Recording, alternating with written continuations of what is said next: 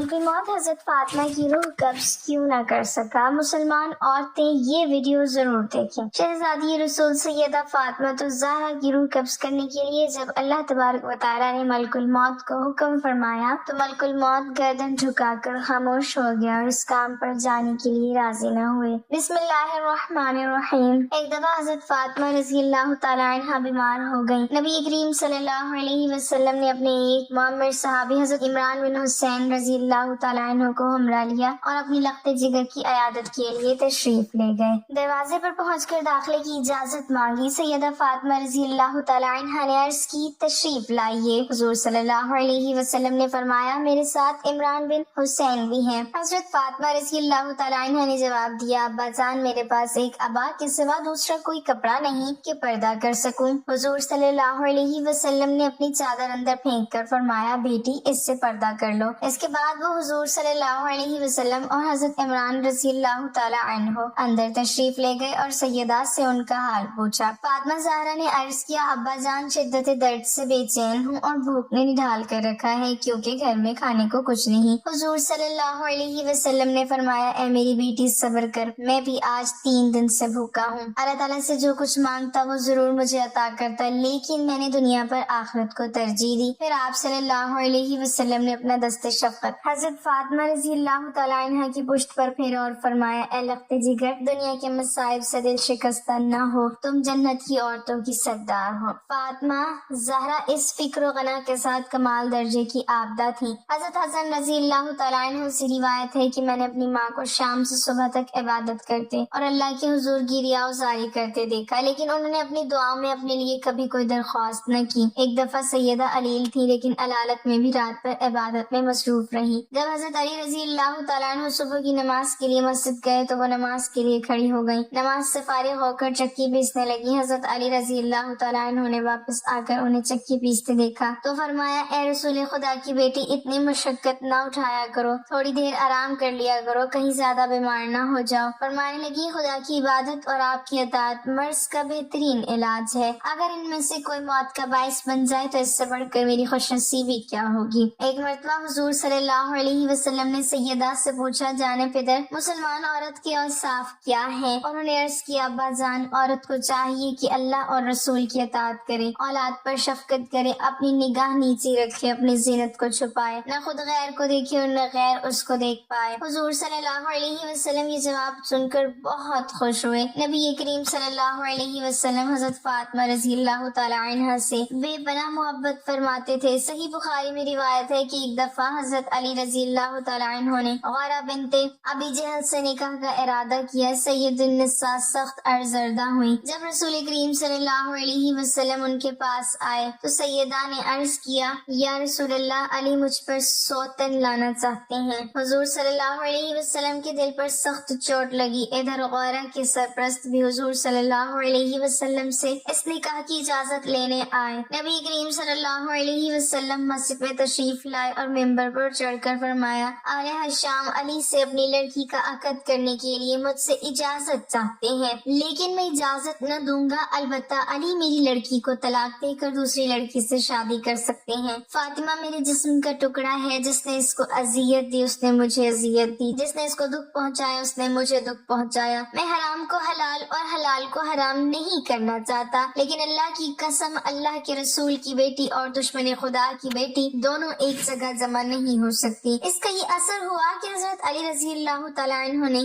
ارادہ نکاح فوراً ترک کر دیا اور سیدہ فاطمہ رضی اللہ تعالیٰ عنہ کی زندگی تک پھر دوسرے نکاح کا خیال تک دل میں نہ لائے۔ حضور صلی اللہ علیہ وسلم کو جیسی محبت اپنی بیٹی سے تھی، ویسے ہی اپنے داماد اور نواسوں سے بھی بے حد پیار تھا۔ ان سے فرمایا کرتے، جن لوگوں سے تم ناراض ہوں گے میں بھی ان سے ناخوش ہوں گا، جن سے تمہاری لڑائی ہے ان سے میری بھی لڑائی ہے، جن سے تمہاری صلح ہے ان سے میری بھی صلح ہے۔ حضرت علی رضی اللہ تعالیٰ عنہ سے فرمایا کرتے، اے علی، تم دنیا میں اور آخرت میں میرے بھائی ہو۔ فاطمہ الزہرا کے فرزندوں سیدنا حسن اور سیدنا حسین رضی اللہ تعالیٰ عنہم کو حضور صلی اللہ علیہ وسلم بھی اپنے جگر کے ٹکڑے سمجھتے تھے، نہایت محبت سے ان کو بوسہ دیتے اور اپنے کندھوں پر اٹھائے پھرتے تھے۔ حضرت علی رضی اللہ تعالیٰ عنہ سے روایت ہے کہ وہ رسول اللہ صلی اللہ علیہ وسلم کے پاس حاضر تھے۔ رسول اللہ صلی اللہ علیہ وسلم نے دریافت فرمایا، فرمایا عورت کے لیے کون سی بات سب سے بہتر ہے؟ اس پر صحابہ رضوان اللہ علیہم اجمعین خاموش ہو گئے اور کسی نے جواب نہیں دیا۔ حضرت علی کہتے ہیں کہ میں نے واپس آ کر حضرت فاطمہ رضی اللہ تعالیٰ عنہ سے دریافت کیا کہ عورتوں کے لیے سب سے بہتر کیا ہے؟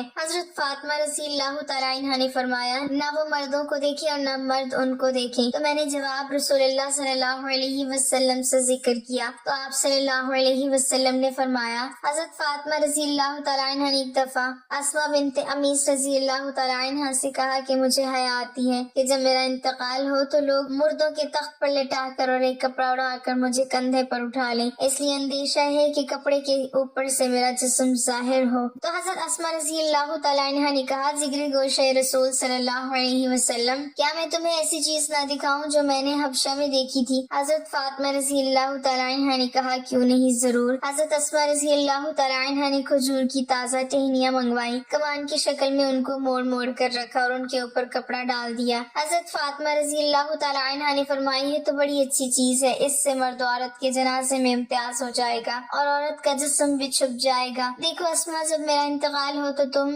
اور علی میرے غسل میں شریک ہو، کوئی اور میرے قریب نہ آئے اور میری چارپائی پر اسی طرح چھڑیاں رکھ دینا۔ جب حضرت فاطمہ رضی اللہ تعالیٰ عنہ کا انتقال ہوا تو حضرت اسماء رضی اللہ تعالیٰ عنہ نے دلہن کے ڈولے کی طرح کی ایک پردہ پوش چادر چارپائی تیار کی اور کہا فاطمہ نے مجھے اس کی وصیت کی تھی۔ ان روایات سے اندازہ لگایا جا سکتا ہے کہ حضرت فاطمہ رضی اللہ تعالیٰ عنہ پردے کا کتنا اہتمام فرماتی تھی۔ یہی وجہ تھی کہ آپ صلی اللہ علیہ وسلم نے حضرت فاطمہ رضی اللہ تعالیٰ عنہ کی پاک دامنی پر جنت کی خوشخبری سناتے ہوئے ارشاد فرمایا فاطمہ نے اپنی عصمت اور پاک دامنی کی ایسے حفاظت کی کہ اللہ تعالیٰ نے اس کی پاک دامنی کی وجہ سے اسے اور اس کی اولاد کو جنت میں داخل فرما دیا۔ اور ایک روایت میں ہے کہ بے شک فاطمہ رضی اللہ تعالیٰ عنہ نے اپنی عصمت اور پاک دامنی کی حفاظت کی تو اللہ تعالیٰ نے اس کی اولاد پر جہنم کی آگ حرام کر دی۔ حضرت ام سلمہ رضی اللہ تعالیٰ عنہ فرماتی ہیں جب قرآن کریم کی یہ آیت نازل ہوئی تو انصار کی خواتین اپنے گھروں سے اس طرح نکلیں کہ گویا ان کے سر اس طرح بے حرکت تھے جیسے ان کے سروں پر پرندے بیٹھے ہوں اور ان کے اوپر کالا کپڑا تھا جس کو وہ پہنی ہوئی تھی۔ حضرت عائشہ رضی اللہ تعالیٰ عنہ روایت فرماتی ہیں ہم رسول اللہ صلی اللہ علیہ وسلم کے ساتھ سفر حج میں حالت احرام میں تھی، جب ہمارے پاس سے کوئی سوار گزرتا تو ہم اپنی چادروں کو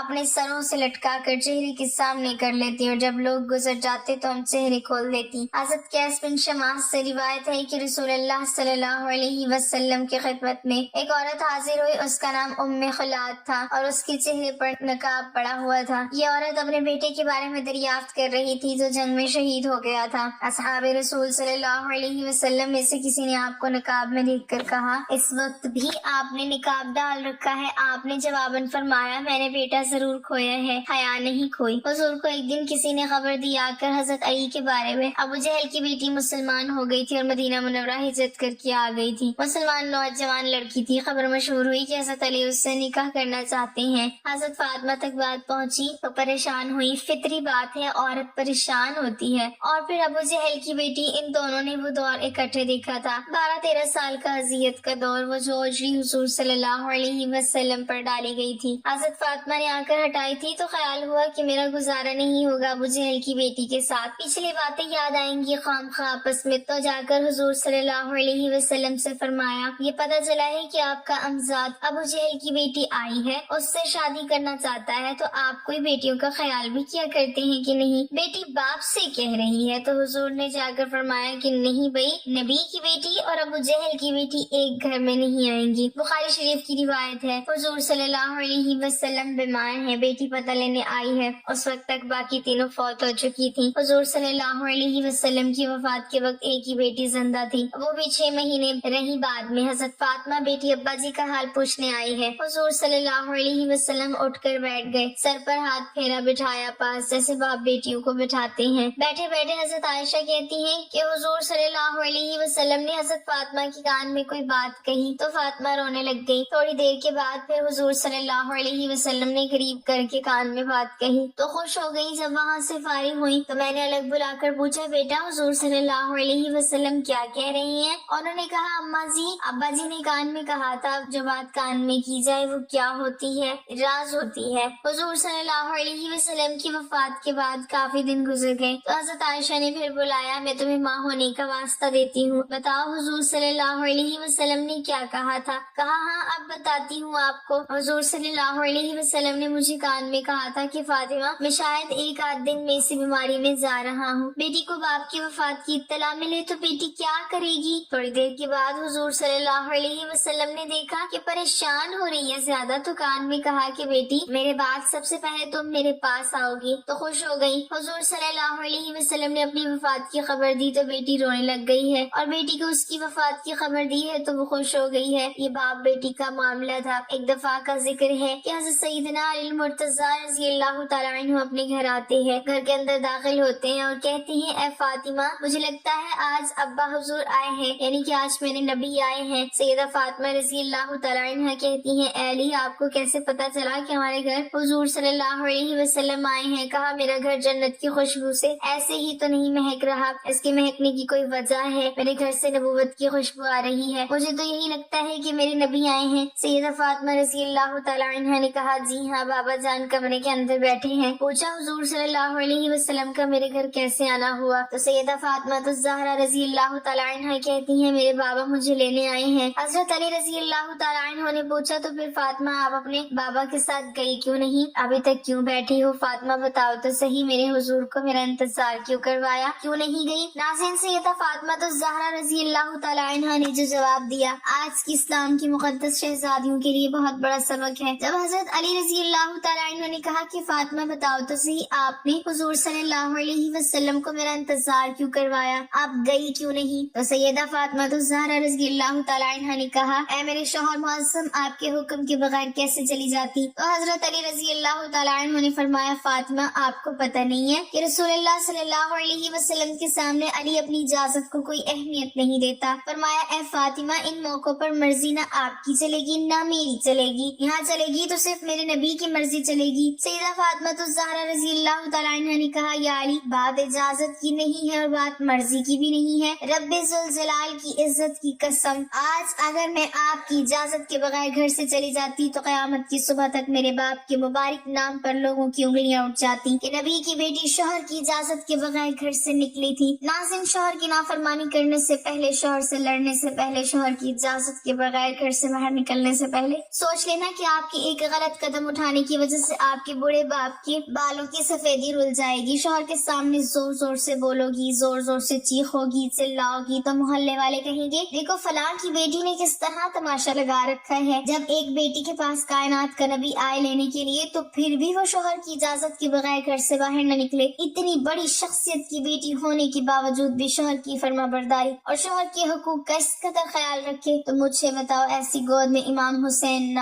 آتے تو اور کون آتا؟ جس کی زندگی میں کوئی بھی نماز نہیں چھوٹی ایسی گود میں زینب نہ آتی تو اور کون آتا؟ پھر سیدہ فاطمہ الزہرا رضی اللہ تعالیٰ عنہ نے انہیں اپنے سینے سے لگایا اور سینے سے لگا کر بیٹے کو دودھ پلا کے مسکراتے ہوئے قرآن سنایا، دل کی دنیا میں کہا اے میرے شہزادے اس قرآن کی کیا قیمت ادا کرو گے، اس مسکرانے کی کیا قیمت ادا کرو گے؟ تو حضرت حسین نے مسکرا کے ماں کی طرف دیکھا اور کہا کہ امی آپ نے تو مجھے صرف گود میں قرآن سنایا ہے، انشاءاللہ میں کل کربلا کے میدان میں آپ کو نیزے کی نوک پر چڑھ کر قرآن سناؤں گا۔ نبی کریم صلی اللہ علیہ وسلم نے فرمایا بہترین انسان وہ ہے جو خود بھی قرآن سیکھے اور دوسروں کو بھی سکھائے۔ ناظرین صبح کا وقت تھا، حضرت علی رضی اللہ تعالیٰ عنہ فجر کی نماز پڑھ کے گھر آئے، دروازہ کھٹکھٹایا، اندر سے آواز آئی کون؟ حضرت علی رضی اللہ تعالیٰ عنہ نے کہا فاطمہ میں ہوں، دروازہ کھولو۔ اندر آئے، دیکھا سیدہ فاطمہ الزہرا رضی اللہ تعالیٰ عنہ چکی چلا رہی تھی، ادھر آٹا گوندا جا رہا ہے۔ پوچھا فاطمہ ایک وقت میں دو کام، کپڑے بھی دھل رہے ہیں، گھر میں جھاڑو بھی لگا رہی ہو، آٹا بھی گوندا جا رہا ہے، چکی بھی چل رہی ہے۔ پوچھا فاطمہ خیر تو ہے، سارے کام ایک ہی وقت میں کیوں کر رہی ہو؟ تو کہا اے علی میرے پاس وقت بڑا کم ہے۔ حضرت علی رضی اللہ تعالیٰ عنہ سیدہ فاطمہ رضی اللہ تعالیٰ عنہ کا ہاتھ پکڑا، اٹھا کے بستر پر لے گئے، کہا لیٹ جاؤ، ساری رات مصلی پہ بیٹھی رہی ہو، ساری رات عبادت کرتی رہی ہو۔ پوچھا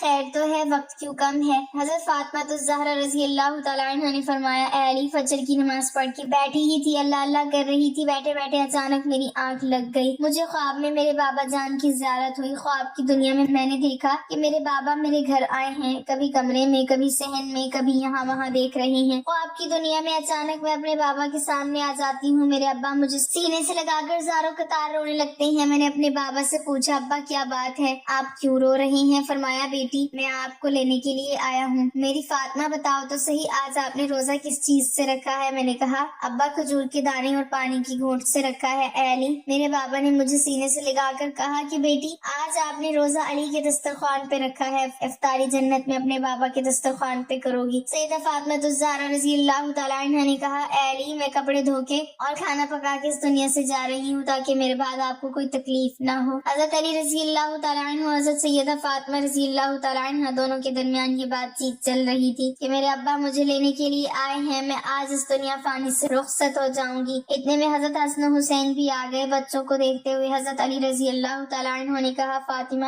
ابھی تو بچے بھی چھوٹے ہیں، آپ کے جانے کے بعد گھر کی رونقیں زائل ہو جائیں گی۔ اس کے بعد سیدہ فاطمہ الزہرا رضی اللہ تعالیٰ عنہ نے حضرت علی رضی اللہ تعالیٰ عنہ سے مخاطب ہوتے ہوئے کہا میں اگر آپ سے کچھ مانگوں تو کیا آپ دو گے؟ حضرت سیدہ فاطمہ الزہرا رضی اللہ تعالیٰ عنہ نے وفات کے وقت کہا میری 3 وصیتیں ہیں۔ پہلی یہ کہ اے علی آپ کو اجازت ہے کہ میرے مرنے کے بعد آپ جس نیک عورت سے چاہیں شادی کر سکتے ہیں۔ میری دوسری وصیت یہ ہے کہ 29 دن اپنی بیوی کے پاس گزارنا، 1 رات ان بچوں کے پاس ضرور گزارنا، میرے حسن و حسین کے پاس ضرور گزارنا۔ میرے بچے بہت چھوٹے ہیں، معصوم ہیں، جب تک یہ چھوٹے ہیں انہیں باپ کا اور ماں کا پیار دینا، اور جب یہ بڑے ہو جائیں پھر انہیں اللہ کے سپرد کر دینا، یہ جانے ان کا رب جانے۔ جب حسن و حسین نے ماں کی یہ باتیں سنی تو پوچھنے لگے ابا ہماری ماں کہاں جا رہی ہے؟ ماں نے بچوں کی آنکھوں سے آنسو صاف کرتے ہوئے کہا جاؤ شہزادو نانا کے روزے پر اپنا اور میرا سلام عرض کر کے آؤ۔ حضرت حسن و حسین رضی اللہ تعالیٰ عنہ جیسے ہی گھر سے باہر نکلے تو فوراً ہی روتے ہوئے واپس آ گئے۔ ماں نے پوچھا بچوں گئے بھی ہو اور اتنی جلدی واپس بھی آ گئے؟ بچوں نے کہا اماں جب ہم نے نانا جان کے روزے پر سلام کیا تو روزہ انور سے آواز آئی اے شہزادو جلدی سے اپنی ماں کے پاس چلے جاؤ کیونکہ آج کے بعد روزہ تمہیں مل جائے گا لیکن ماں کا چہرہ کبھی نظر نہیں آئے گا۔ جلدی سے جاؤ ماں کو دیکھ لو، ماں کی زیارت کر لو کیونکہ آج وہ اس دنیا سے رخصت ہو رہی ہیں۔ پھر حضرت فاطمہ رضی اللہ تعالیٰ عنہ نے حضرت علی رضی اللہ تعالیٰ عنہ کو تیسری نصیحت بیان کی، روتے ہوئے کہا یا علی اللہ رسول کی رضا کے لیے میری خدمت میں کوئی کمی رہ گئی ہو تو مجھے معاف کر دینا۔ حضرت علی رضی اللہ تعالیٰ عنہ نے جب حضرت فاطمہ رضی اللہ تعالیٰ عنہ کی یہ بات سنی تو زاروں کتار رونے لگی، رو کر کہنے لگی فاطمہ یہی بات میں نے آپ سے کرنی تھی کہ قیامت کے دن جب آپ اپنے بابا کے ساتھ حوض کوثر پر کھڑی ہوں تو مجھے آتا دیکھ کر اپنے بابا کو یہ نہ کہنا کہ یہ وہی آ رہا ہے جس کے گھر میں جانے کے بعد ایک مرتبہ بھی میں نے پیٹ بھر کر کھانا نہیں کھایا، جو مجھے اچھی طرح کھلا نہ سکا، نہ پلا سکا، نہ پہنا سکا۔ ناظرین یہ وہ گھرانے ہیں جن کا چرچا آسمان کے ملائکہ کرتے ہیں، جن کا ذکر سن کے آسمان کے ملائکہ رونے لگ جاتے ہیں۔ اللہ پاک ہمیں دین کی مکمل سمجھ نصیب فرمائے، ہمیں حضور صلی اللہ علیہ وسلم کے نقش قدم پر چلنے کی توفیق عطا فرمائے اور ہمارا خاتمہ ایمان پر فرمائے آمین۔ ناظرین کمنٹ باکس میں اللہ تعالیٰ کے 99 ناموں میں سے ایک نام ضرور ٹائپ کریں۔